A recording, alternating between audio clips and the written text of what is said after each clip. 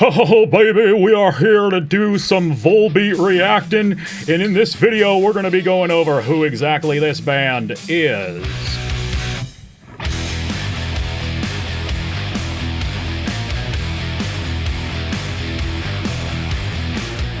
Hello everybody, and welcome to a very special video here on the channel. This is something we do from time to time when we're sort of exploring a band that one or two or all or some number of us are very unfamiliar with.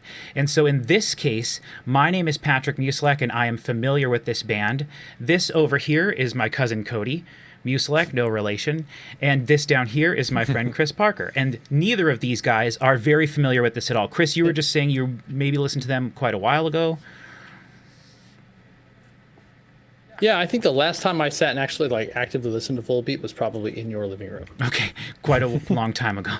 So, that's been quite a long time, and since then this band has exploded in popularity. And Cody, you're unfamiliar with this band entirely, which is I'm very excited for this. My original plan, for those of you who are unfamiliar with the channel, we've been sort of going through and doing a series of videos where we basically show Cody and expose Cody to metal for the first time. He is not a big fan of metal. He doesn't know very much about it. And so we are slowly sort of like unveiling it to him. And we did it in the silliest way by starting with a really terrible band to show someone, Raunchy, my favorite metal band of all time, who has a new album hopefully coming out later this year. But we've also been sort of just going over different things. He heard the new Sleep Token album this year. He's heard a few different things, Leprous from last year. So slowly going through different sort of styles of metal. And I have planned several videos in the future where we do our What is Metal series, where we were going to go through different genres. And one of the videos I was going to talk about popular metal. And in that, we were going to do like several different categories, but I was going to do, in one of the videos, I was going to do Volbeat, Sabaton, and Five Finger Death Punch, all as three bands in that one video, because I think they're all sort of comparable. They're all very different bands, but anyway, that's what we were going to do, but instead, we're here and we're just going to do a video talking about Volbeat, introducing both these guys really to them, because we are going to then film a reaction to the brand new Volbeat album that just came out. As I said, I'm a big fan of Volbeat. I've heard all of their albums. I believe I've heard every song that they've released. I've been prepping for this video a lot the last week or so, and I have been listening to them nonstop. And it's very rare that I continuously listen to the same band, their albums, not necessarily in order or anything like that, but I've been listening to this band so much, and I am just so fired up, and I'm so excited for you guys to hear this, because so far, I would say a majority of the metal stuff we've heard, Cody has not really liked very much. Right? Yeah, that's probably fair to say. That's fair to say, right? You're always like, I don't like the screaming, but the guitar solo. The album art sure is nice. And so I really do think of all the bands I had ever planned to show you, or that Chris and I had thought about showing you, Volbeat is one of the bands that you have a chance of really enjoying. And Chris, I think that you are really going to enjoy them, even though maybe you have a few preconceived notions, because there's a lot of people, Cody, that you might not know this. In the metal community, Volbeat is a very hated band. Okay. They're a very hated band. And really? Yes, because one, they're super popular, and anything that's popular is, but also they are compared to the most famous metal band of all time, all the time. Okay, let's... Most famous metal band of Okay, so who's the most famous metal band? I mean... Anthrax. No. Metallica? Yes, Metallica. So... Okay. But before we get too deep into this, I just want to welcome everybody to the channel. Thank you so much for joining us. If you want to learn more about the channel, what we normally do here, check out other videos. We have a lot of Metallica content. So if you're a fan of this band, Volbeat, and you're a fan of Metallica, or you love Metallica and you hate Volbeat, but still are going to find this video interesting, or if you're a fan of Metallica and you don't know Volbeat at all, or you found this video and you just are a fan of whatever and you want to check out a new band, then this, hopefully, we're going to listen to some songs from across their albums leading up to their new one, and then in a whole separate video we're going to do a reaction to that. So let's start this off with a song. I have we can go through the history of the band and all that stuff if we want to get deep into that later. But first, I just want to, before we say anything, I just want to listen to their first single. So this is off of their second album. Please hold. Yep. I had to get my anime drink. Nice. So we're going to just listen to the song here. But one thing I want to say right at the beginning of the video is, at the end of this video, I want you guys to both independently decide whether you think this band that we're going to be listening to is a metal band or not. Okay?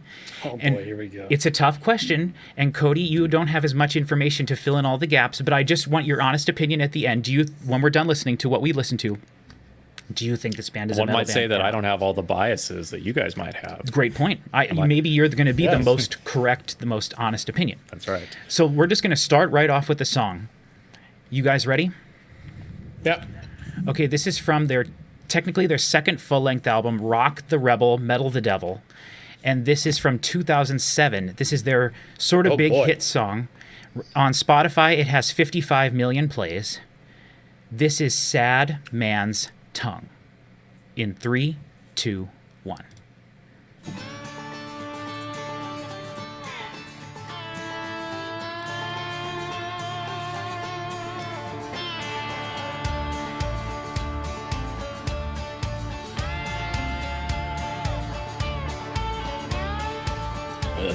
Well, my mama told me, son, you better watch out. All those nasty women gonna rip you down for down. But I got my pocket full of real tales and my broken guitar mode, and the story keep on all from a sad man told. Yeah.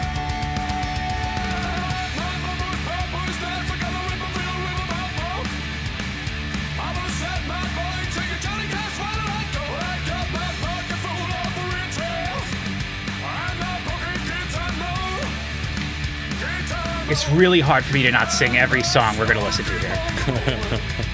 All from a sad man told. This is from 2007.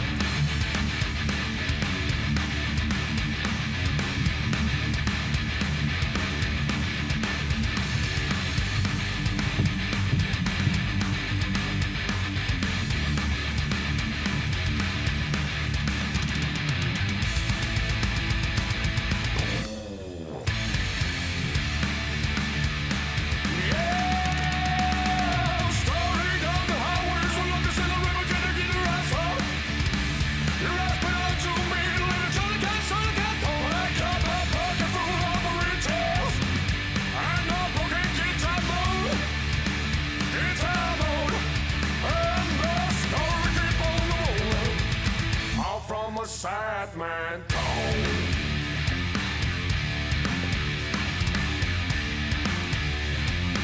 So it's like the lyrical.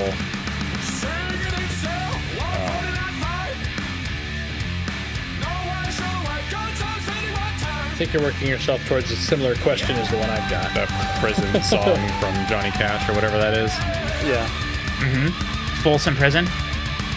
Folsom Prison Blues, yeah.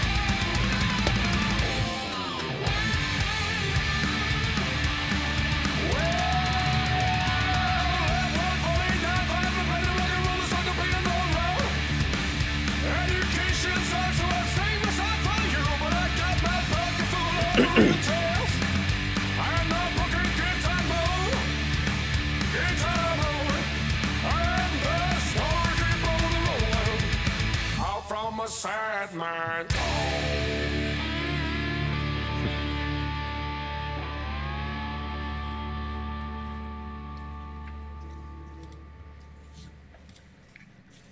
My question is, does that count as a cover? That is an original song written I by guess them. I don't know what to expect, but yeah. I mean, You it's see the same how way that Weird Al how does a lag cover. you are? Holy crap. You guys are terribly Yeah. lagged. Oh, no. Sorry. Okay, well, that's all right. Don't worry about it. We'll just assume it'll fix itself. So, Cody, Not what I expected. I guess I wouldn't have called it metal. I don't think. Well, you can wait. We can have that discussion after the fact, but we can also keep it up the whole time too. Like if you want to debate about it as we go. Because obviously, fun. I didn't really. So you started this video with the Elvis voice, and then we got that there. Right. And now I'm just curious if you did that because of that song, or if that's how they sing in all their songs. But I guess we'll find out. Great question. We will find that out. Chris, was that what you remember this band sounding like? Absolutely, yes. Okay. That's exactly. It's like it's so close to Metallica in so many ways that it's almost frustrating to hear. To me too. It's like Metallica got I would say it's like Metallica got a different lead singer, but then they would also need to have a non-James Hetfield guitar presence, and so it was almost like it had to be a head swap kind of a thing. Yeah. I think one of the things that I've realized in listening to this band over the last like week and a half, just like listening to all their albums constantly, twice when I was listening to them, I was like moved to tears because I was just like, we are so freaking lucky that we get a band like this, because there is no other metal band or band in the world like this, Cody. This is the only band like this. I'd believe for that. maybe good and bad reasons. We'll see what you guys think. But Chris, I think that one of the reasons I have such a hard time with Metallica's production and the way it sounds is because none of it sounds as good as the worst sounding Volbeat album, and their albums sound so good. It's like the best quality guitar, bass, drums, metal that there is. Like the last 3 Metallica albums sound way better than that song did.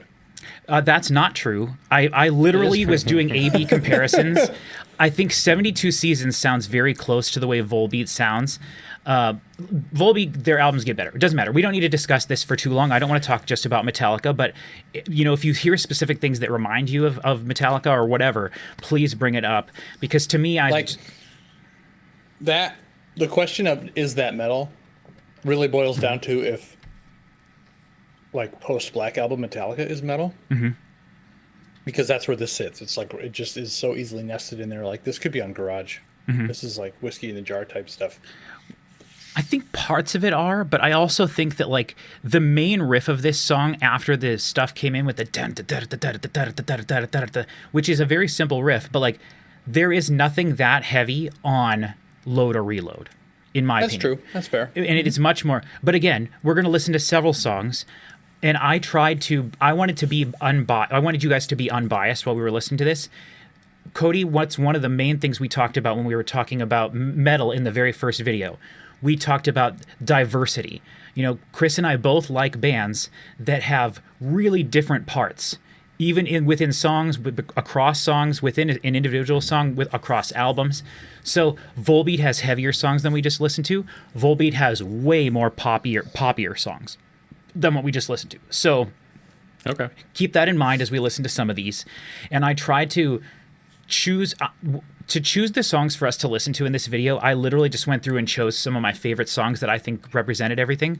And earlier today I was preparing for this video, and it was the first time I was looking on Spotify on my desktop rather than on my phone. And when I was prepping this whole video on my phone and listening to their albums, it didn't tell me the plays that every song has. And basically every song we're going to be listening to are the huge singles from their albums, and I did not plan it that way. I didn't even know what the singles were from any of these albums. So I just chose my favorite songs, and I that's pretty much what we're going to be listening to. They're like hugest songs. So as we go through, you guys have your Spotify open. I'm the one controlling it. We will go over like how many plays each song has and stuff. One thing I want you guys to do right now, though, is load up a web page and go to Google and go to Google Images and type in Volbeat album covers.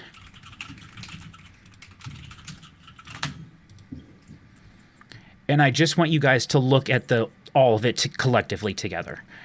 Okay.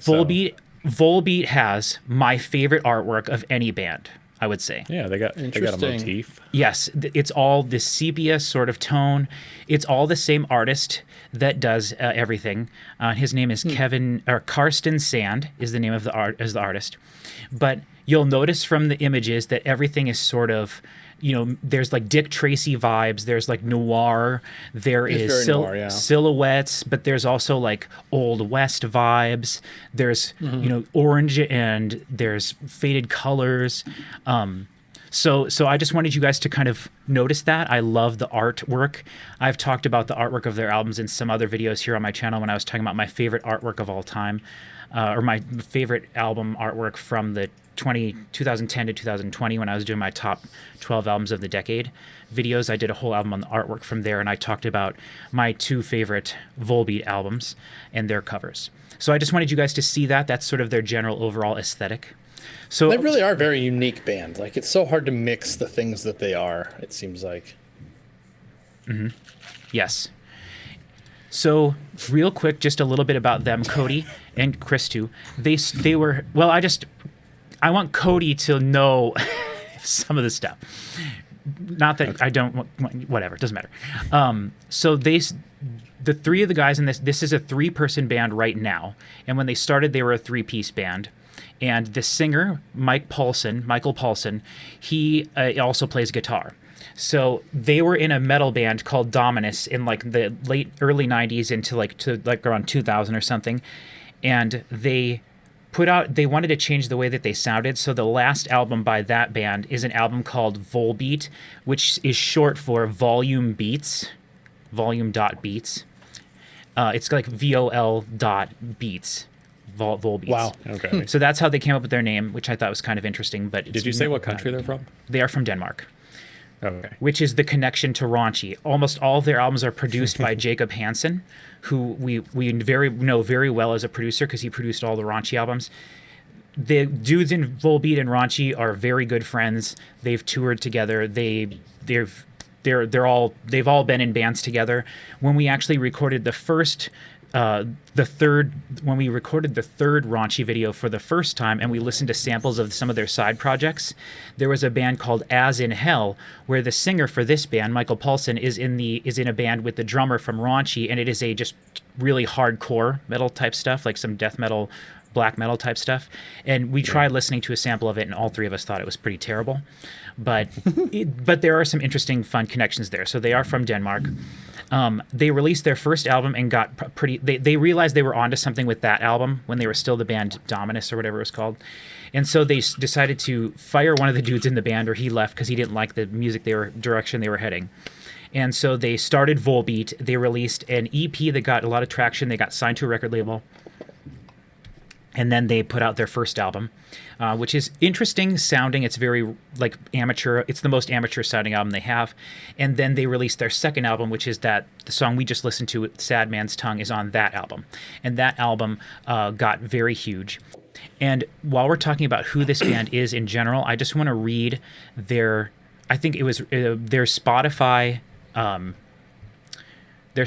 like who they are is an interesting thing that kind of tells you a lot about them. I always like So reading first of those. all, they have 5,764,000. Looking for. Yeah, they have 5,764,000 monthly listeners.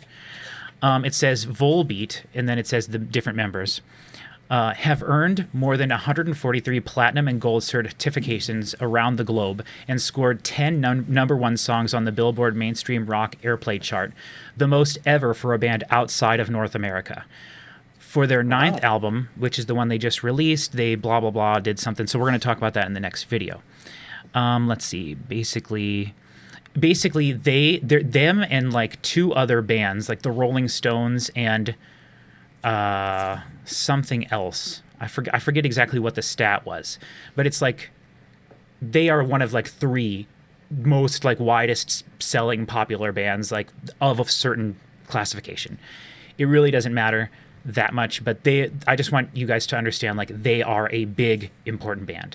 I think they are less important now, but they were really big about 10 years ago, and but for about 10 years before that. So the song we just listened to, Sad Man's Tongue, is by far the most played song on that album. It has 55 million plays. And then there's several other songs that have over 30 million. 20 million.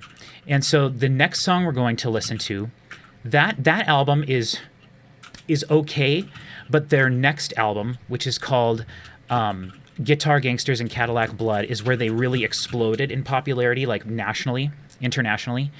And their big song from that album is a song their big song from that album is called Still Counting, and it has 394 million plays. And that's the one we're going to listen to. But I just want to say, in general, this is the first album of theirs that I found. And they tried a lot of different things on this album. So they had a little bit more acoustic guitar. They had slide guitar. There were things like that on the song that we heard from their previous album. But a majority of the songs were pretty straightforward guitar, bass, drums, vocals, and just one layer of vocals of Michael. And he basically dubbed himself the entire time. So there's 2 tracks of him doing the exact same thing in almost every song. Very little harmonizing and very little sort of extra things. But on their next album, which is, we're going to listen to a song from their next album next, they did a little bit more experimenting, but still keeping things pretty guitar, bass, drums, vocals. And then one thing you'll notice as we go through their career, they get a little bit more complex each album till they reach their absolute stride 2 albums from now, and then they release, like, in my opinion, their 2 best albums, but we'll get to that in a second. So the next song we're going to listen to is called Still Counting, and this is, I believe, their biggest song they've ever had. I think that this song was used in a TV show, and that's how it blew up. I don't know what TV show it was. I didn't bother looking it up, but I'm pretty sure it was in something that was a pretty big deal. And so... What year did this come out? This one came out in 2008, so in the following year. There's 14 songs on this album. They're all really good. There is... Now, we can listen to clips of things if you guys want to in this. If you guys want to on I don't know if you can what you can do on Spotify on your end without cutting off my thing, but if you want to look up their catalog and like go through their the albums and songs and stuff, you feel free to do that. But like on this album, they have they do some covers of things. They do a cover of "I'm So Lonesome I Could Cry." They also do a cover of "Making Believe." Oh no! I have no idea which of these songs is the one that I know. I suspect it'll be this one you're about to listen to, but there's a lot of songs they've got here with a lot of listens. Yes. Yeah, and that was one of the things I wanted to talk about, just the overall popularity of them. They are very popular outside of the U.S. as well. Like, they have some of their songs... Go ahead. I just don't know anybody who listens to them besides you. Mm-hmm. Seeing these numbers is like, boy, there sure is a lot of people in the world. Yeah, they have songs that are not in English, and some of those are like they have a song with I think over 200 million plays that is in Dutch, and that there's 2 versions of the same song on one of their albums. One of the things they do often with their albums is they have guest artists. And when they have guest artists, they'll perform or do vocals with someone, which we're going to listen to some songs that have guest vocals on them. They will later, like on the deluxe edition of their albums, they'll have a version of the song that has no guest artist on it. It's just the main guy doing it. All right, sorry, everybody. We just had some technical difficulties. We are going to go into the song Still Counting. This is, I think, Volbeat's absolute biggest song. 394 million plays, almost 400 million. We'll see what you guys think. Are you ready? Mm-hmm. Yep. In 3, 2, 1.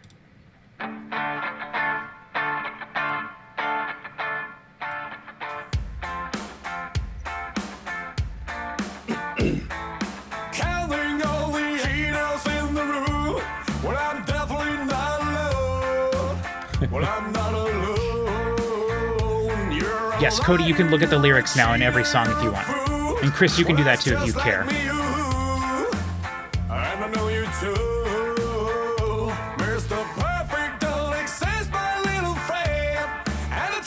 It seemed like they'd be fun to sing. Oh, yeah.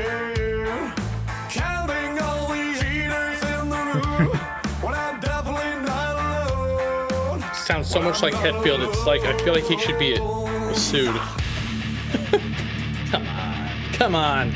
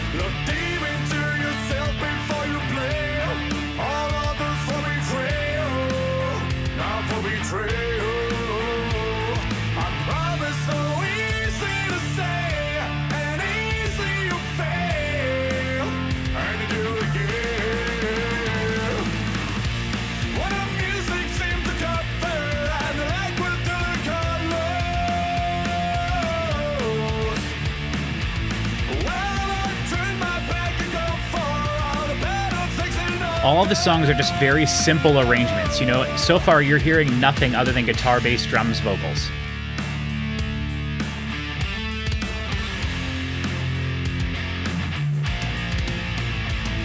Well, maybe you think your life is safe, but I read you like a letter. These guys are also known for being like indistinguishable from this live. Like their live show is absolutely incredible. They use no, as far as I know, they use no overdubbing of instruments. They use no laptop, nothing. Just what they are. What a music seems to cut there, and the light will do the colors. Well, I turn my back and go for all the battle things in order.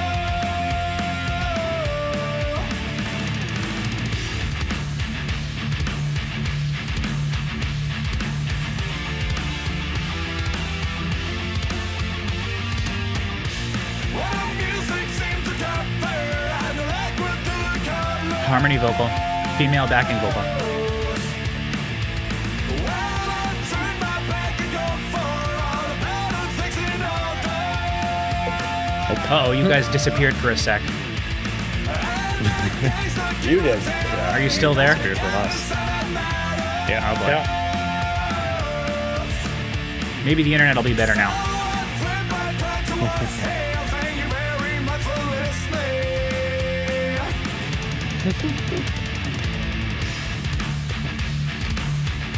I think all songs should end with "Thank you very much for listening." Yeah. Oh yeah.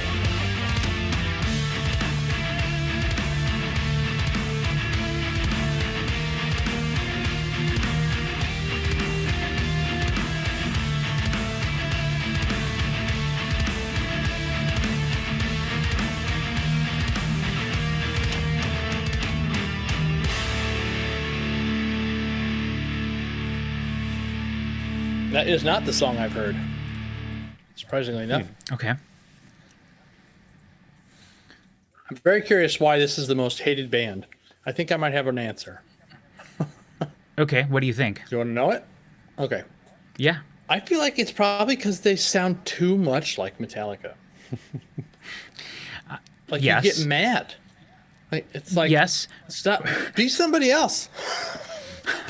It also has to do with the vocals. Like metal purist dudes just don't like the fact that the guy like actually is singing and stuff like in a style that nobody That's sings all in James metal. Hetfield does. No, he doesn't sing like this. He doesn't sing like Elvis. This guy sounds exactly like James Hetfield in all of his singing days and all of his post-black singing stuff. Like he's like I it, can it see makes that. me angry. I feel like I'm becoming one of the people who hates this band because of how much it sounds like Metallica. Like I should be like, wow, thank God, Metallica, but 30 years younger or whatever. Yes, and with way better production. Probably 10 years younger. No. Yes, you're rose-tinted glassesing it all over the place. They're not, man. But This does not sound as good as Load.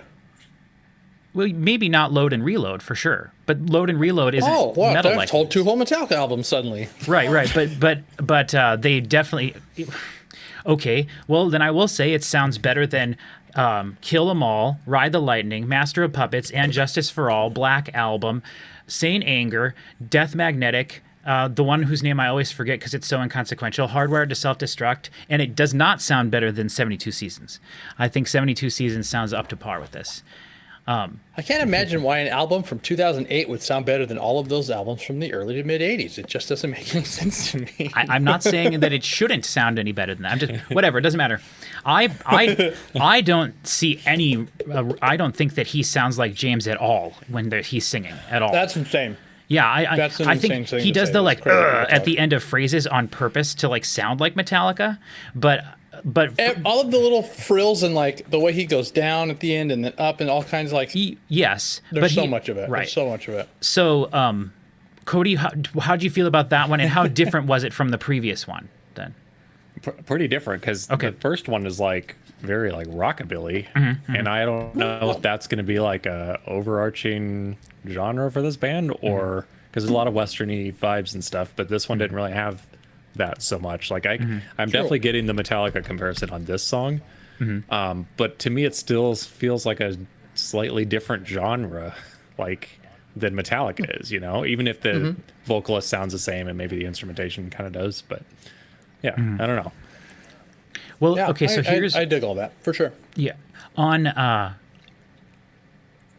interesting. So on Wikipedia, this is what it says under musical style and influences. And when I first found out about this band, what they were marketing themselves, or their record label was marketing them as, Metallica meets Elvis and Johnny Cash, is what they were being marketed as. Yeah.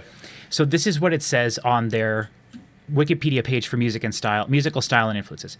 Volbeat is noted for having a novel take on heavy metal infused with straightforward rock and pop melodies, as well as a peculiar penchant for vintage 50s rock and roll. The band sound weds hard rock, classic metal, glam, punk, rockabilly. Their influences encompass 1950s rockabilly, country, and pop, as well as heavy metal and hard rock of the 70s and 80s. These influences include Elvis Presley, Johnny Cash, Metallica, Black Sabbath, Obituary, Merciful Fate, Dark Throne, Mayhem, King Diamond, Dio, Cody, there you go, there's your Dio. We got to mention it every video. Gotta love Dio. Iced Earth, Death, Armored Saint, Iron Maiden, Judas Priest, Accept, Cannibal Corpse, Man of War, AC/DC, Social Distortion. That was a low frequency. That was a big one, yeah. It says Billboard called Volbeat hard rock's preeminent psychobilly freight train. They are described as heavy rockabilly and groove metal meets rockabilly, is how they've been described. I've always had a hard time, to me, rockabilly has always felt kind of like a novelty genre. Sure. It's hokey. It's got like Monster Mash vibes. To me, rockabilly is like almost, it's like bluegrass, distorted bluegrass, kind of, but punk, like punky bluegrass, is what I would say. But there is. See, I don't know if I necessarily agree with like rockabilly so much as it just like straight up like Elvis style rock and roll is like what I would call some of this, which is kind of what rockabilly is. But there's a lot of descriptors in that it's like, well, we haven't heard any of that yet then. Right. There's so much more complexity in that description than in either of these songs. So right. And I'm not picking any of the like I mean, I haven't picked any of the crazy songs. Like I wanted to point this out, like just so you guys can hear when so this is I'm So Lonesome I Could Cry. I just want you guys to hear a little part of this. You guys can hear it, right? Yep. So we'll just listen to a little bit of this. This has like 10 million, 11 million plays.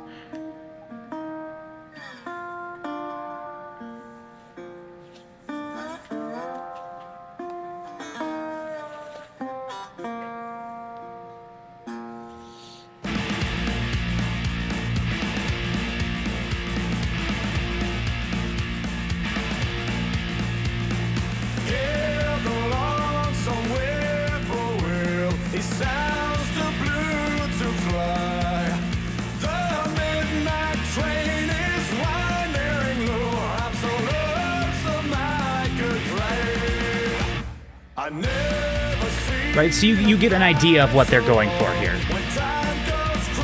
Yeah, I could see how people might see this as Metallica doing gimmicky rockabilly. Yeah. And maybe that's why they're hated, but I'm enjoying them more than Metallica so far. Right. So. And the thing is, like, unlike Chris, like, I do not think he sounds like James at all unless he's trying to sound like James, which he does. Can't. Like listen to this. I'll tell you when the first instance of him sounding like James Hetfield was in the song. Okay.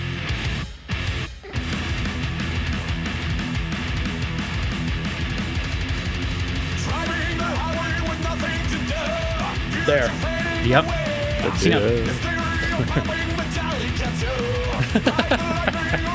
Did he just say the name of the band? Yes, he said the stereo pumping Metallica tunes. Like, they know what they're doing.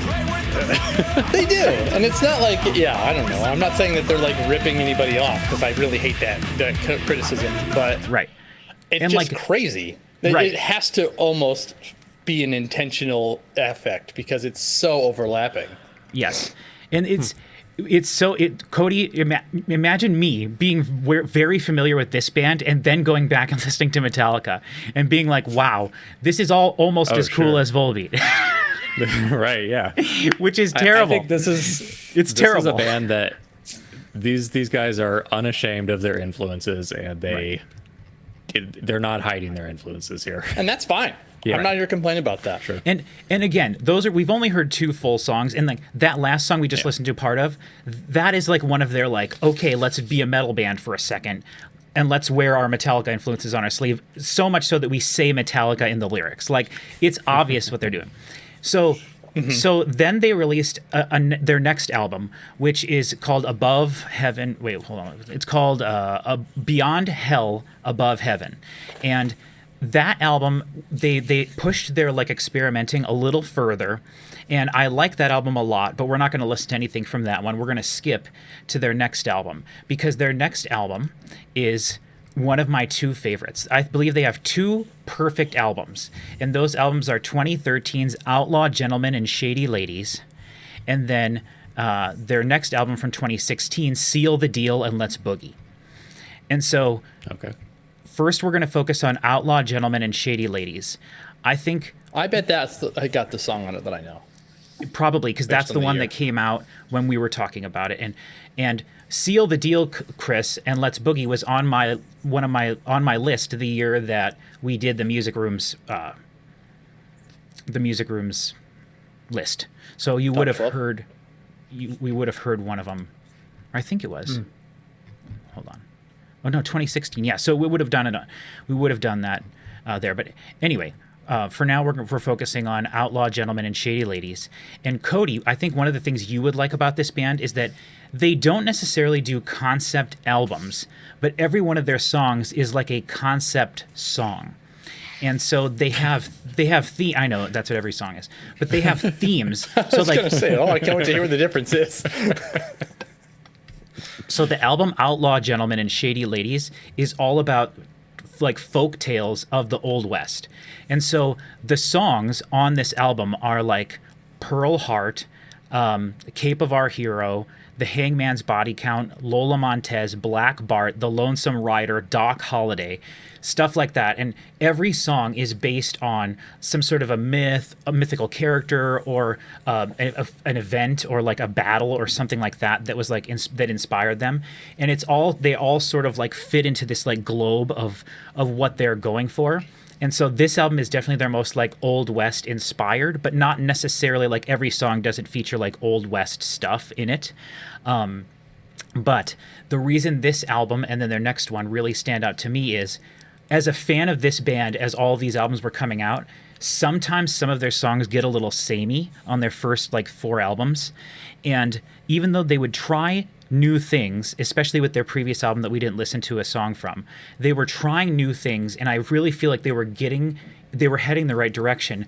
But it wasn't until Outlaw Gentlemen and Shady Ladies in 2013 where they went into the studio with a new producer. His name was Rob something, and he was a former guitar player for Anthrax. No, not Rob Lowe, though that would be awesome. No, I said Bob Rock. Oh, Bob Rock. I thought you said Rob Lowe. No, that would be a strange choice. Both awesome. So, yes.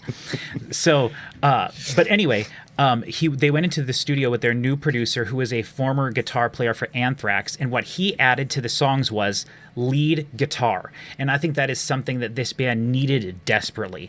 They needed guitar solos. They needed like lead guitars, because they really didn't have that. There were some songs that had like little bits of like ideas of solos, and then some songs maybe they had like a guest artist come in.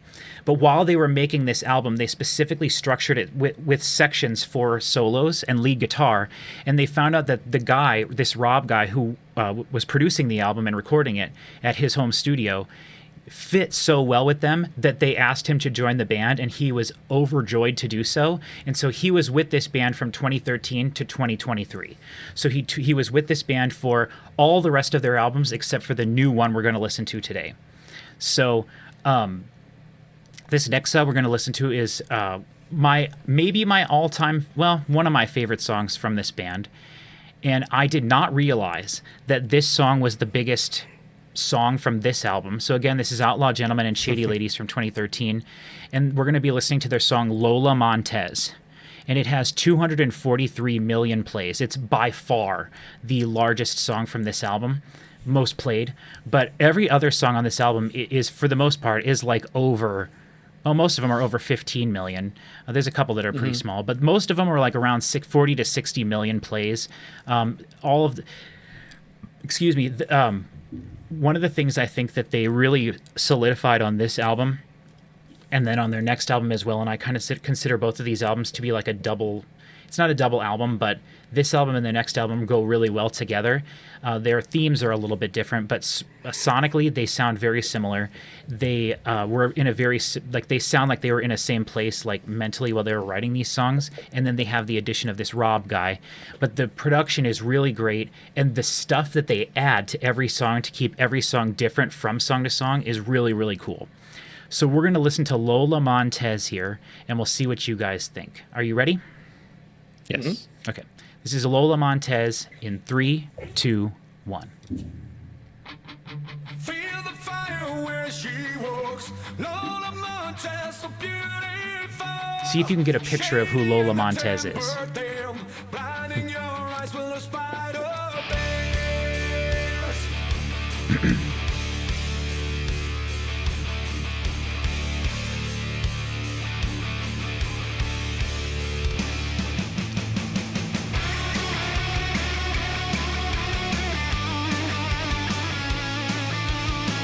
Now I'm really starting to wonder which song it is that I know the most. Yeah. Because it hasn't been any of these.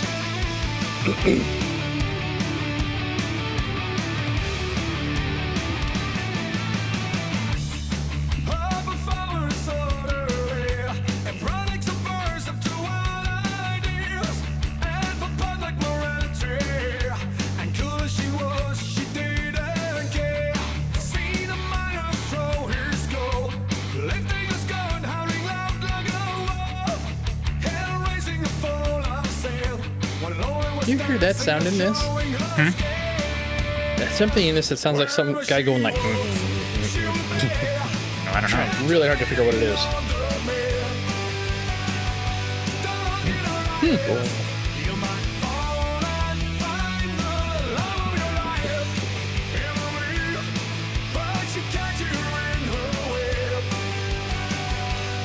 Interesting synths. This is more like 80s pop rock. And again, I chose songs to try to, like, the breadth of their catalog. Yeah. Good. It's really interesting that this is the most popular song on this album by several orders of magnitude. So here's the other thing, Chris. This band is popular what with I'm hearing? No, with non-metal people. It's because you don't stop talking. It's like this boingy sound, like almost like a jaw harp or whatever.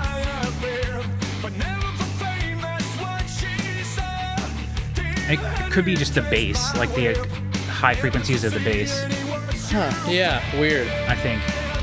Wherever she walks, she'll be.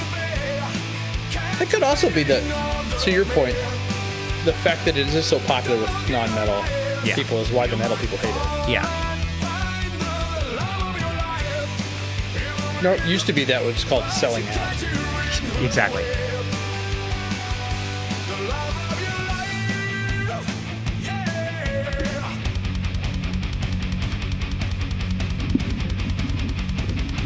Like, where's the song police when they're supposed to come in and keep them from doing stuff like that in a song like this? That's kind of what's special about it, though. You know, people go to the show expecting, you know, and then they get, oh, really? You know. Be a really good gateway band. Oh, absolutely. I love the guitar. This guy's lead guitar playing is so tasty. I love it. It's rock and roll. It is.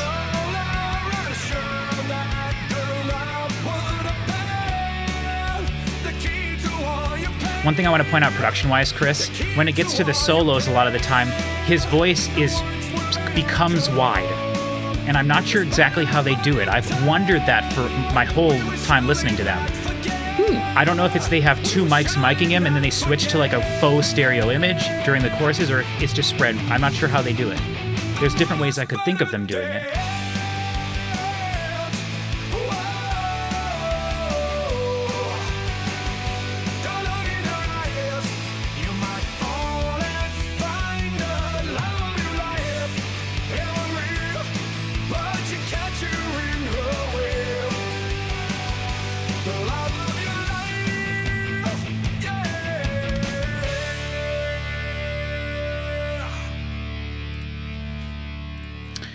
So he sounds like he wouldn't normally sing that way if he didn't want to sing that way. Like, it's like, did you ever see the show Brockmire? I never have, no. No. It was a show starring Hank Azaria where he played a baseball announcer guy who also just talked like a baseball announcer all the rest of the time when he wasn't doing the announcing. Sure. It's a fantastic show, and it's so great. But I get that vibe from this guy where it's like this. It seems like he's doing a whole bit, and then when he's done and he just talks, it's like that's not even close to how he sounds when he talks. Mm-hmm. And I don't know. It's interesting. It is weird though. Like Elvis is like his number one inspiration for all of this. It's pretty obvious, I think. But he becomes a little less. I feel like as they go on in their career, and to this point where I think that they were the best that they have been so far, it's less of a gimmick and more of just what they feel like they are naturally doing. But it still does. I understand what you mean. It does feel gimmicky, but that's what makes it special. Like, I don't know of any other band with a singer that sings like this, you know? Except Metallica. Well, but and really not even that. I want to play just a little bit of one other song. Danzig. Dio. I want to play a little bit of one song on this album, just a little part of it. I was going to have us listen to this whole song, but I want to keep this video shorter, just introducing the band, and then we'll listen to, obviously, a full album in a little bit. But this is a song from this. This whole album, by the way, is fantastic. The song we just listened to, there are two other songs on this album that follow that same sort of vibe and have that same... Here, I'll just show you. This is the song we just heard, basically a different version of it. Is this a Hero version? This is Pearl Heart, this song. And I'm just going to play a second of this, just so you can hear the chorus, pretty much. So, goes into the riff, lead electric guitar, goes into the verse here, palm muted guitars. It's basically the exact same thing going into the chorus.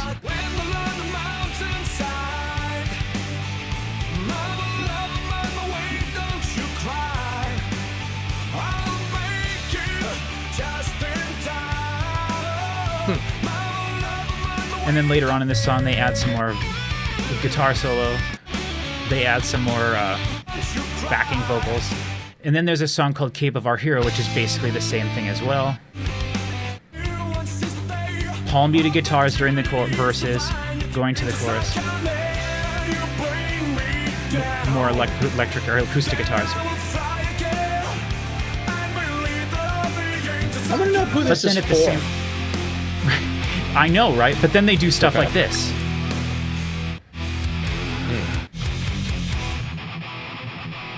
You said they were King Diamond was an influence of theirs, right? And this song actually features King Diamond. Right.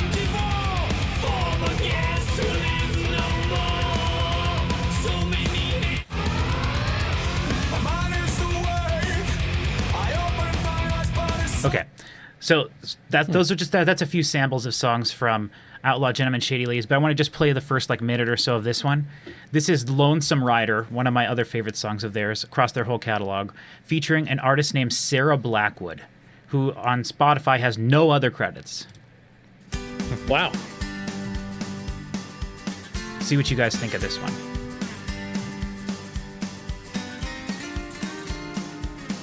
I love that little bit of a Middle Eastern vibe in this.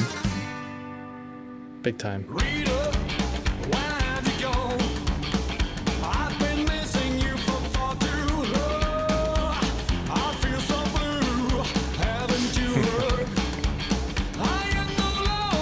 Zero effort to change the way he sings for a completely different song.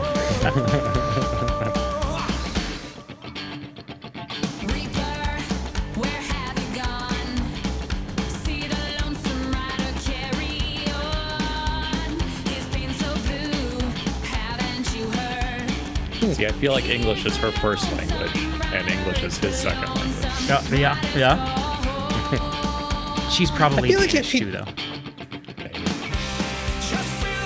It's like if he were to just talk to you, he would still have the same reverb. Oh, hey, baby, what are you doing out here? Hey, you guys liking the music out there right now? So I just like this one. It's got of course, the upright bass. That's a completely different song from anything else on that album, and basically anything they had done up to that point. Okay, so now we are going to move on to my favorite album of theirs, but I like the one we just heard a lot. This is Seal the Deal and Let's Boogie. And we are going to listen to one of the biggest songs from this album. This is Black Rose. This has 106 million plays. It's the it's the third biggest song actually on this album. And this is featuring Danko Jones. Do you guys remember Danko Jones? No, sir. I can't say I do. Danko Jones had a one-hit wonder in like 2004. I'm not going to look it up because I don't want to get copyright for that. But it's a song you guys would definitely recognize. It was on the radio all the time when we were all in high school. It was a big deal. Are you guys someone looking it up? I'm going to look up I'm the name looking of it at Danko Jones to see if it's obvious which one it is. Oh yeah, it'll be the only song they have with any plays on their Spotify.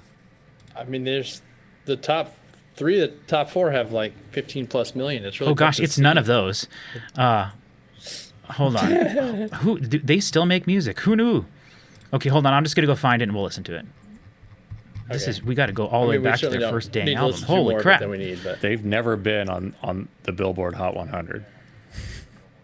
Yeah, me neither. Well, it wasn't. I don't think it was that big of a song. But for this to be a, well, you made it sound like was everywhere when we were in high school. Yeah. It was. It was. You will know. I probably haven't heard it. It was. Okay. I think you will. I just have to figure out if I find where it was. I don't know which. It's been erased. Are you thinking of a different artist? No. It's Danko Jones. I'm pretty sure it's Danko Jones. You never forget a name like Danko Jones. Apparently, You don't. except for the us doing that because we have no idea who that is. Man, what album was it from? How far back are we going? Well, I don't know. I can't find it on their first 4 albums, and we're in 2008. So They had something called Lover Call, which is 36 on mainstream. yes, Lover Call. Where's that? Which? Okay. The Lover Call, baby. Which album's that one from? Right here. I found it. Okay, I found it. This. We'll see how much of this I can sing without having heard it for 20 years. Rings a bell.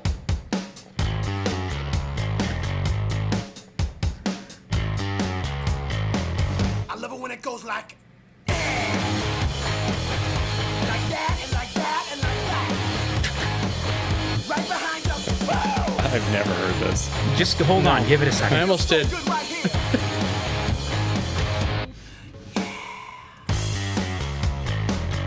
Now I might not be the flashiest dresser in the room, and I might not know how to look a girl in the eye.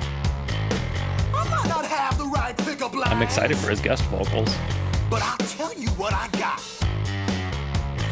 You see, when I was growing up, Dude, this is so nostalgic for I me. got the Holy inside crap. scoop. I used to watch all the older fellas work down the Oh, he's block. Canadian. That's right, when they This is used to definitely the work kind I of used thing to that walk. would not exist now. I learned The lover call, baby. If you want to do it right. Up This and part I down, get. side to side. Oh, yeah. Baby, we can do it for a night. No, and maybe it's because you guys are a little older than me. Maybe. This part. This is turning into a much better song as it goes.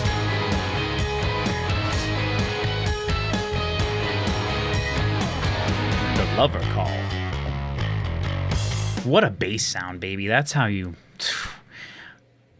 There's some cool stuff in that song. Yeah. Most of it's unlistenable, but Cody didn't know Now what we it all was. know who Danko Jones Yeah. is. Danko Jones. Okay, so this is I recognize Black that. Rose. Just that little tiny bit of the chorus, but that's it. Yeah. If you want to do it right. Oh, good stuff. Yeah. County days till it's over, my friends, till it's over, my friends, come along. County days till it's over, my friends, till it's over, my friends, come along. Feeling rich, feeling poor, feeling nothing more. Self-destructive on a road. He is so consistent with his vocal style that it's lost the novelty value, and now it's just kind of how I hear him sing, I guess. But I could see someone writing them off after a couple songs and be like, well, it's just a novelty version of Metallica. So innocent were the days, the taste of good memories. I'm thankful I hope the worst. If this song had any other singer, I would really like that. So Dang it. this part, this has to be Danko. Yes. I like this part. I like it better than the normal guy. Well, I knew you guys were going to do that, and I didn't want to listen to this song for It that feels like a reason. real person. Like the main guy's like, oh, the AI is back.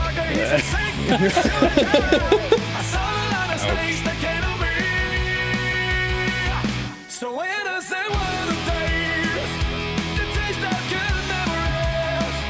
I'm thankful I hope the worst. What's this remind me of? The thing is, it all feels like something throwback. You could have heard this one. It's possible.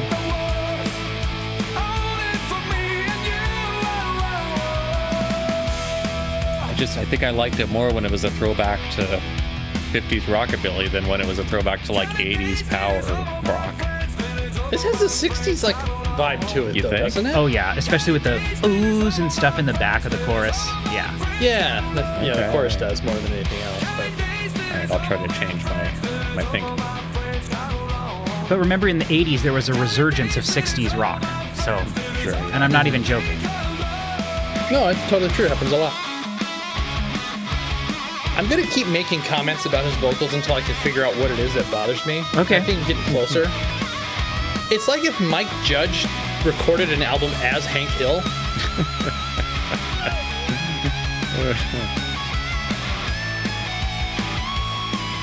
It's just so firmly glued to itself that it doesn't go anywhere else. Taste of good memories. I'm thankful I hope the worst. Only for me and you. So innocent were the days, the taste of good memories. I'm thankful I hope the worst. Only for me and you.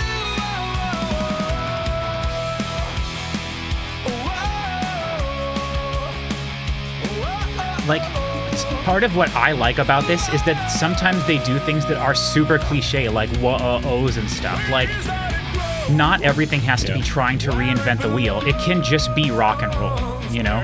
Sure. Where the shadows are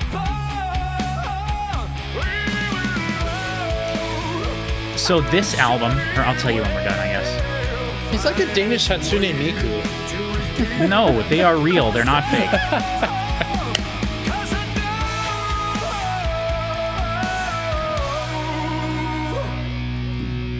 The black rose, what pioneers.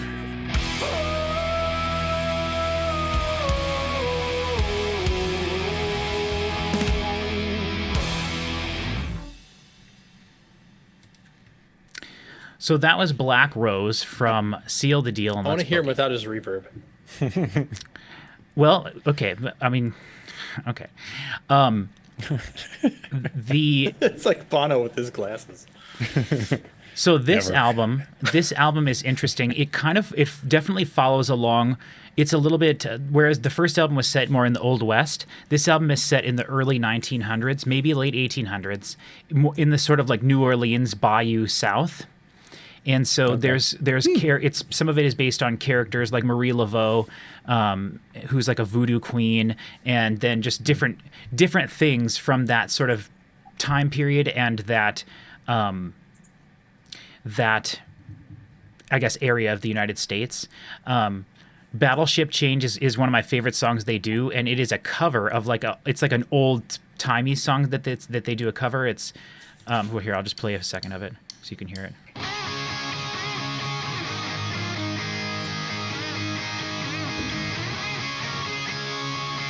I mean, you just don't hear stuff like this ever. Sure. I mean, just guitar riffs like this and stuff.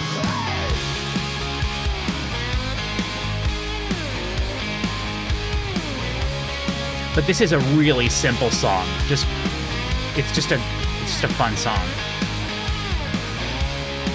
You got me tied down with battleship chains, 50 foot long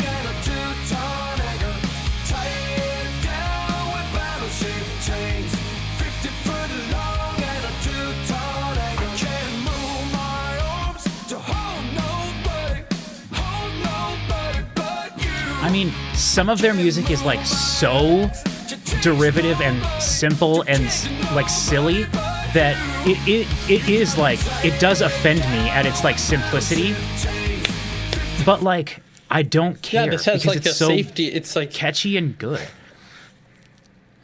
Does that make sense? there's a classification of music that I call safety music, which is basically like stuff that you can play, like if you're doing like a company cookout, where it's like no matter what, nobody will be upset by this, and you know, as a side effect, nobody loves any of this. It's just music. It's almost like what happens in the grocery store, and this has that kind of vibe where it's like that song especially goes on the safety music playlist. Like there's absolutely no personality to it at all. Well, there is personality to it, but the thing is, it's not trying to do anything original. It's not trying that.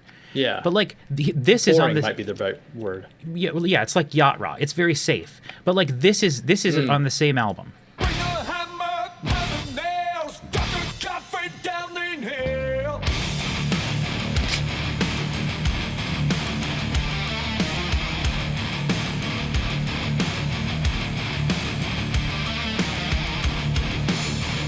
And then from there, it's just 30 more seconds of this, basically. But it's awesome, and it's just like Yeah. sweet that can be on there. Like it's neat that this band can mix that. Who is this for? I think it's for. Besides, apparently everyone, according to these numbers. I But know, it's I know, like- right? It's like this So- is an entirely different universe. So we are going to listen. The last song we listen to in this video is going to be another one from this album. It's my all-time favorite song of theirs. But for now, we're going to go ahead one more album to something that I think you guys are really going to enjoy. So after this album, after Seal the Deal and Let's Boogie, I feel like they were getting tired kind of what they were doing. And so they decided to really try a few different things. Now, I say that and you'll be like, this sounds like the exact same crap. And maybe that's the case, but they did try some different things. And so one of the things that they did that I think that they really enjoyed. Okay, so now we're going to move over to Rewind, Replay, Rebound, their album from 2019. We are going to listen to the amazing Halloween song, Sorry Sack of Bones. Okay? All right. Are you guys ready for this? You guys are both going to love this one, I think. This is Sorry Sack of Bones in 3, 2, 1.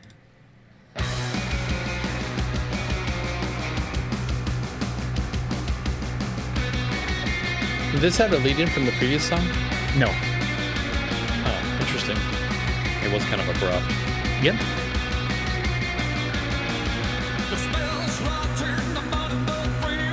The trees are squeaking and the wolves on the leaves. I got the hole in my head and the trance are so tight. I'm decomposing in the sack of bones on the fire. This is fun. Oh, yeah. Hell's fire, the job is so slack.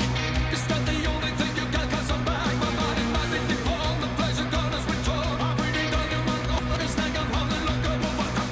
I don't think I'm out here alone. I see the shadows walking alone. I am the deceiver of time. More or less I'm controlling my mind. Feeling of being in a sorry sack of bones. The sky is falling, the night is so cold. The grim winter is flooding my soul. Feeling of being in a sorry sack of bones. A sorry sack of bones. A sorry sack of bones. A sorry sack of bones. A sorry sack of bones. Very Munsters riff there. Yes, for sure. Yeah, it's definitely like homage to it. I love that stab. The reverb on this whole song is out of control. The what? The reverb on this whole song is like they're just. It's Yes, like they're in it's clearly mixed very differently than everything else on this album. yeah. And they brought this technique of more reverb to their next album and did several songs like this. And it sounds way Okay. better production-wise.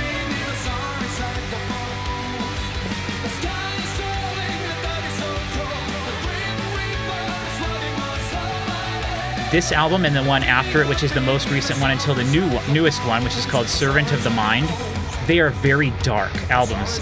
They're like, a lot of them are like very metal in terms of like being on the side of Satan instead of the side of the good or whatever on some of their previous albums.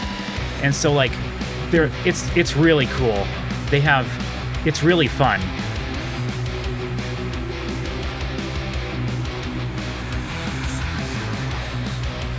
So we don't really need to finish this one, but while we're thinking about this type of production, I'm going to go to their next album, if it loads, and we're going to listen to one of the songs that was inspired by this. See if you can tell a similarity. This is The Devil Rages On.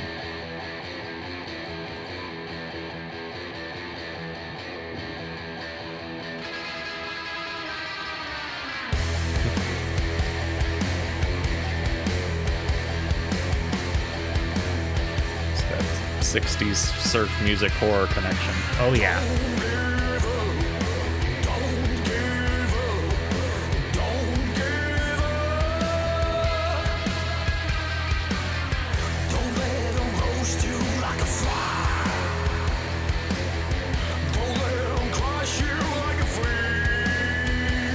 Let them roast you like a fly.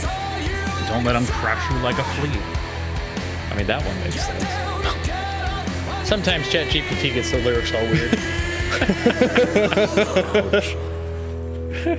Now hold it, fellas. It doesn't move me. Let's get real gone for a change. Yeah. I like it when it gets real Elvis-y. Oh yeah. And like I said, there is a lot of stuff they do that we are totally skipping, and that's fine. On their second most recent album, not the new one, I haven't looked at that one yet, but they have several songs that are like 7 minutes long that are like crazy like prog songs. They have a song that's 8 minutes. There's some weird stuff on there. It's really cool. It's very dark. So before we go into Parts of this remind me of the Proto Men. Okay, interesting. Very interesting. Do you know who that band is, Cody? What is it The again? Proto Men? Proto Men? No. Hey, quit playing stuff, you jerk. I forgot you knew what I was doing there. Proto Men That's is all right. like We can listen a to that very if you want. Queen-esque band that has built their entire like sort of image and theme of themselves off of Mega Man and the lore of Mega Man. Okay. And their second album, For the Father of Death, is like a prequel, like the beginning of Mega Man as a character and the fight between Dr. Light and Dr. Wily. And it's incredible. It's so good. And it's like this, I knew you would it's find definitely that like really rock interesting, opera Cody. type stuff. And like the first half of it is like, it's very Western. And then it very slowly progresses throughout the album into like this sort of sci-fi electronic style as Dr. Wily takes over like the world or whatever and has all these robots and stuff.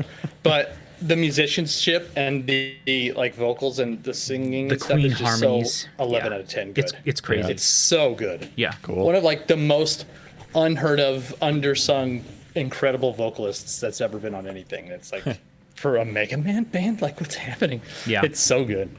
Yeah, I got a little bit of Proto Man vibes in that last song. So I want to play just one quick, like the first 20 seconds of this song, and then we'll listen to the final song in this video to end everything. It's going to be a great one to end on. It's my favorite Volbeat song. But first, I have to play you guys a few seconds of Pelvis on Fire, because Cody knows how much I love Dwayne Eddy. And Oh, sure. Yeah. this is a Dwayne Eddy guitar riff, a la the Peter Gunn theme, Weezer's dun dun dun dun dun dun dun dun, that type of thing, which is very Dwayne Eddy inspired. Hash pipe. Yeah, hash pipe, yes. Which is very Dwayne Eddy inspired. So this is their take on that. And Chris, I honestly think that this is one of the best like drop down beats at the beginning of a song ever. Like it's so awesome. So I'm curious to see what you think of this production wise. So this is on the same album as the Sorry Sack of Bones song we heard. Okay? All right. Keep that in mind.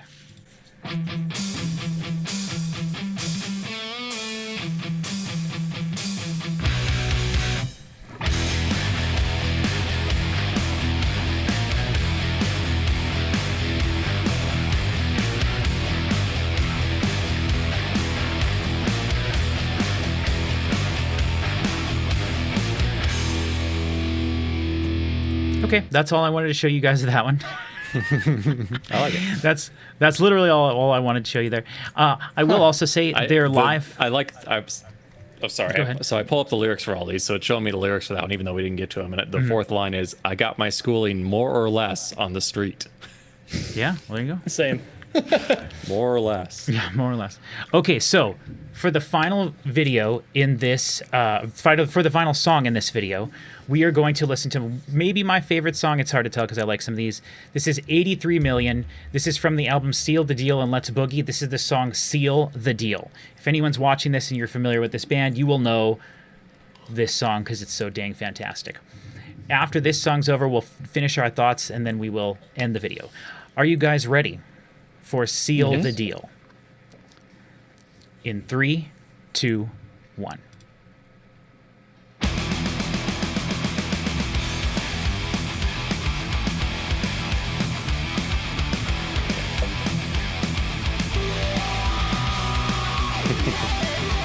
Whoa, cool. May I recommend to you a band called Metallica?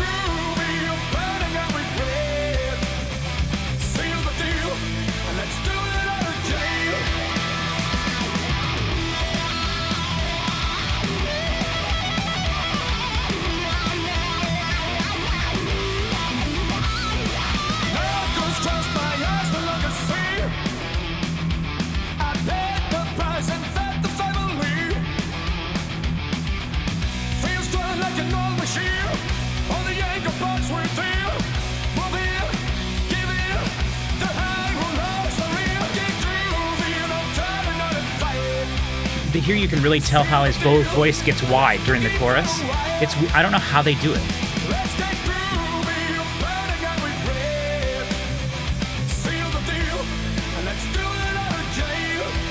Doesn't really sound any different than other bands that do that. It's subtle. It's subtle. It is, yeah. Yeah, because it's not like obviously double tracked or anything. Like No. It's just a little bit wider. Yeah.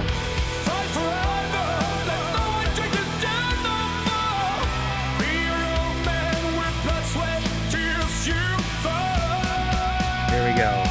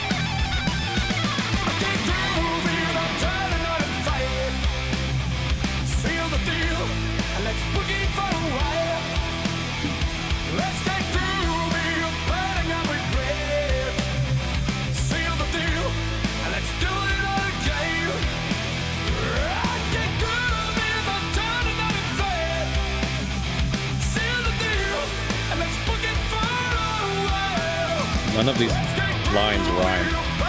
I know, but it doesn't need to, you know? No, it doesn't have to.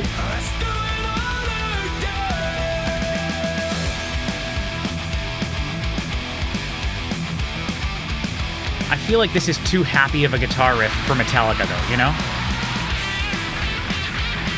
It's on par with like Fuel, I'd say. Oh, yeah, that's a good point, yes. Which feels pretty badass.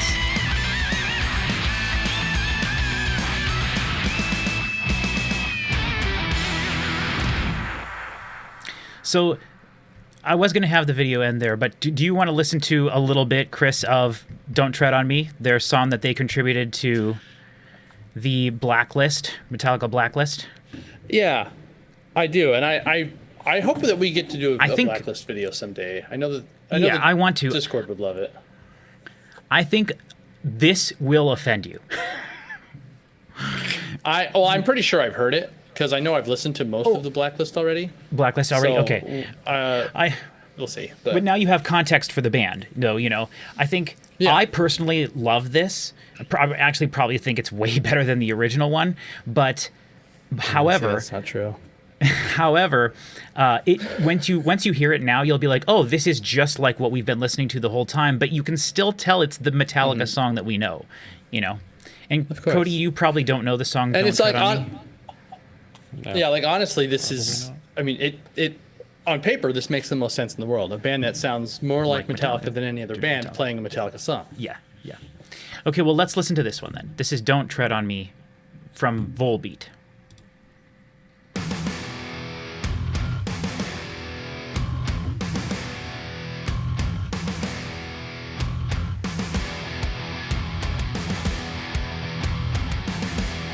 Which Metallica album was this on?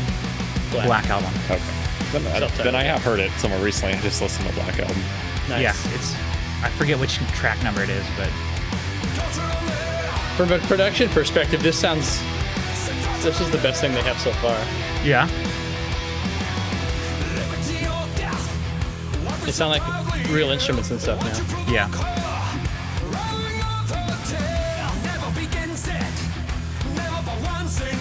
Some of those.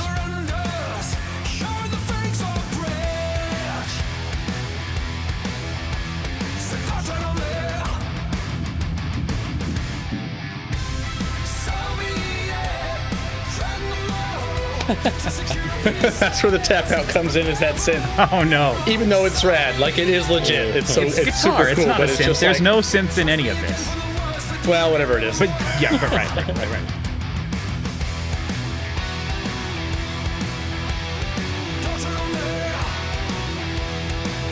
So since you were saying Metallica's production is so great, shall we do some comparison?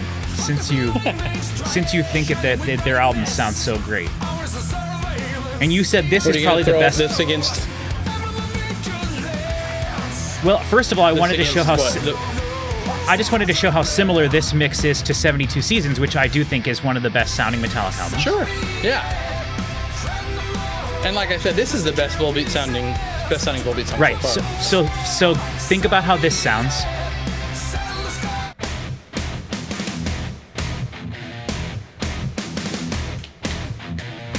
Let's skip a minute into the song so we can get it to the song. The kick is like 20 dBs louder Than the Volbeat song? than they were in anything we've heard so far. It's just the production on this is really interesting. It's a great AV on that previous song. Yeah. It feels more constrained than the Volbeat did. Yeah.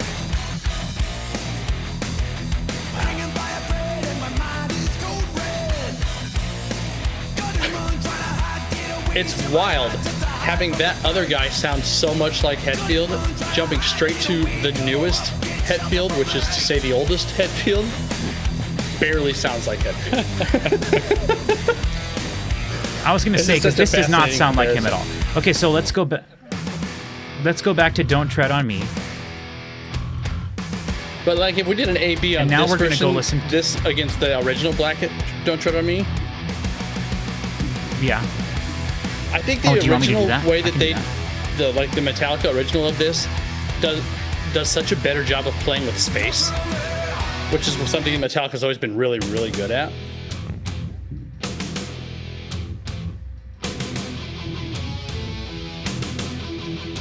It just sounds old.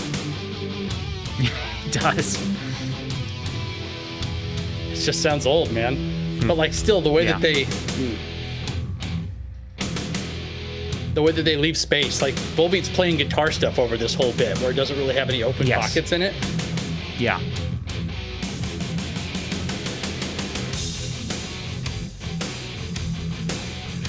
Oh, it's so MIDI Yeah. range. It is. Now, one thing I really want to do, though. But those because I drums think are that still it's cannons, man. They are. I want to show. But listen to how clear his vocals are compared to the Volbeat guy.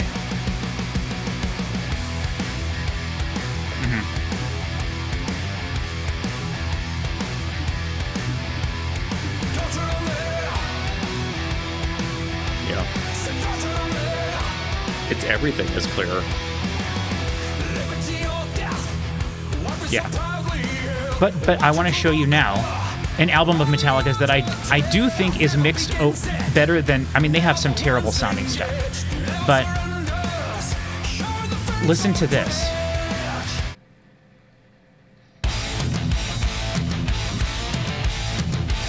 Listen to that kick. This sounds closer to that than 72 Seasons did.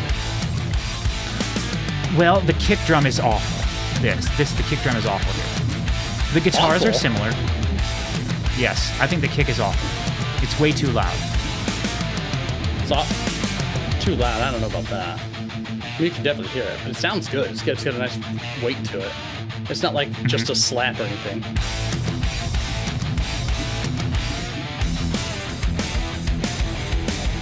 So, Cody, this is Metallica. Cool. Yeah, I'm getting a whole education here. Now, we have to listen to a second of Death Magnetic. Do we, though? Yes, we have. Yes, I mean, it's I love required Death of Magnetic, us. but I know what you're doing. You're stacking the deck. I'll see if I can.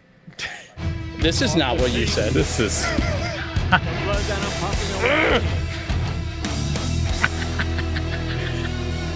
My doctor told me never to listen to this again. He was right. He was right. Off the pump, off the thing, the blood that I'm pumping away.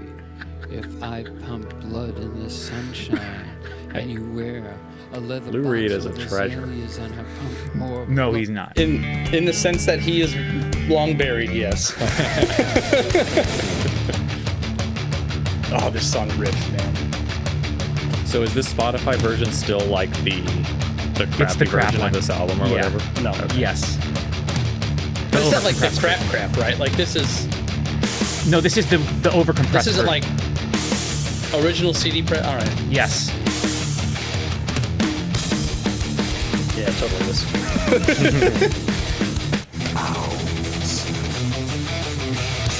But listen to the clarity on those guitars. They're right in your face. They are in your face.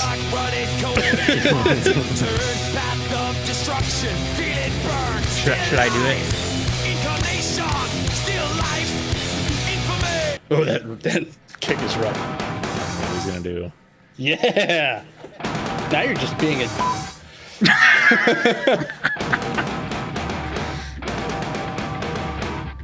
It is a really interesting little adventure to go through these like this in quick succession. It really is, right? Cody, this I is love this album. this sounds like this intentionally, Cody. It would have to, right? Because that's. Yeah. I'm not gonna say it sounds good, but I can see that It is a it's choice. intentional, It is yeah. a series of choices. What year was this album? 03. And here's good sounding Metallica. Although the guitars are a little low when you listen to it now. I was just thinking that. Well, I wonder what the remaster of Load will sound like, you know? Wait, do they have that? It's going to be a really. I Do think they it's going to be a have trip. Hold on, I think they have they have a song out already. Ate My Biatch Remastered. Hell yeah, let's do it. And that's actually one of my favorite. Okay, we're going to listen to. Okay, hold on. We got to pause for a second. Okay, everybody. This is us listening to Ain't My Biznatch Remastered for the very first time.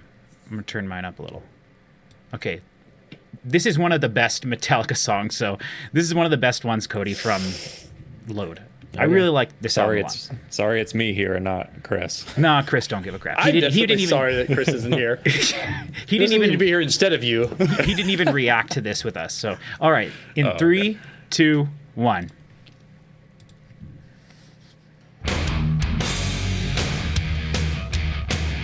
Okay. We should have listened to the original version first, I guess. We can do that in a sec. I was wondering if we should. Yeah, Remasters are tough to pick out. they are, yeah. Whoa, that hi-hat really sticks out. That seems new. Yeah, It's got more space around it. it sounds like it. Ooh, interesting. Huh. Out of my way, out of my day, out of your mind and into my head. Into no one, into not one, into your step, but out of day. It's strong. What's wrong? I've already heard this song before. You're out, but now it's time to kiss your ass goodbye. Dragging me down while you were around, so useless. It ain't my fault, it ain't my call, it ain't my bad time. Oh, there's that vocal. That's It's good. Okay, It's good. we don't need to listen to the whole thing, do we? We can. Nah, I want to get to Volbeat. But let's go listen to the, just for a quick comparison, let's go listen to the There's a decent number of songs on this. Little yeah, I know, and it's just, those are just the ones that are, like, for this song, like the bonus ones for that song or whatever. Well, like Until It Sleeps has a remaster on here too. I'm super curious how different this will sound.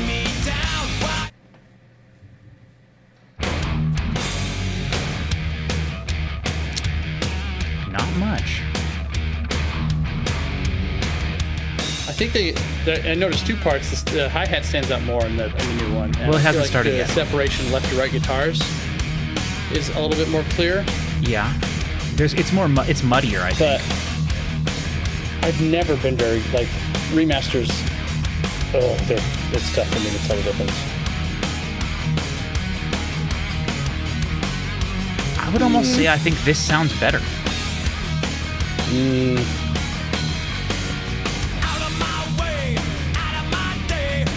I think the left guitar sounds more, has more,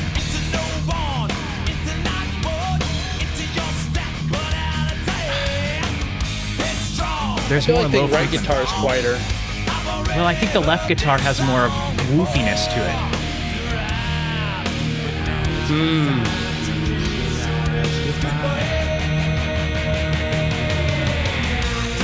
This one sounds like it's got Patrick in it. Sorry.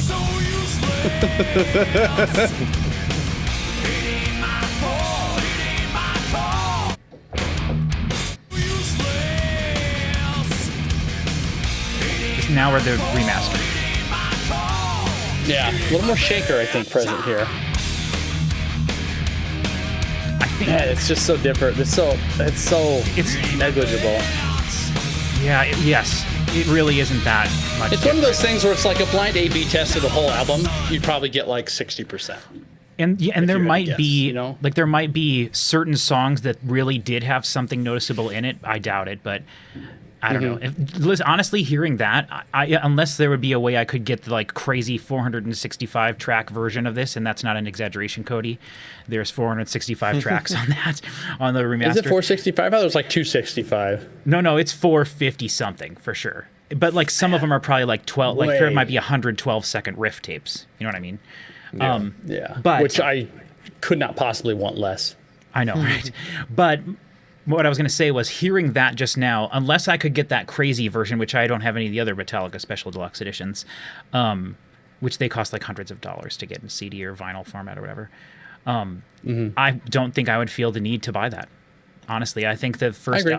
I think the original album sounds good enough that Now, if they did what they're supposed to do and take half the songs from Load or maybe 3/4 of the songs from Load and a quarter of the songs from Reload and put them together on one actual album and made like the best Metallica album, and they released that as a remastered package, that I would get with new artwork. that I would get. Huh. Okay, everybody, Yeah. that's who Volbeat is. Thank you so much for watching, and check out our video here on the channel. I'll try to upload the same day as this video. I'll probably try to upload them at the same time for the brand new Volbeat album from 2025. We will see you all there. Thank you so much. If you have other bands you would like us to do this with, please let us know in the comments, and we'll try to get to them. I think it's fun when we do stuff like this and one person knows the band and can kind of guide us along, but we can also do stuff like this with bands that none of us know. So let us know suggestions in the comments, and we will hopefully get to things in the future. Join our Discord, link in the description of the video as well, and you can let us know what you think there, and keep track of everybody there. Thank you so much, and we will see you all next time.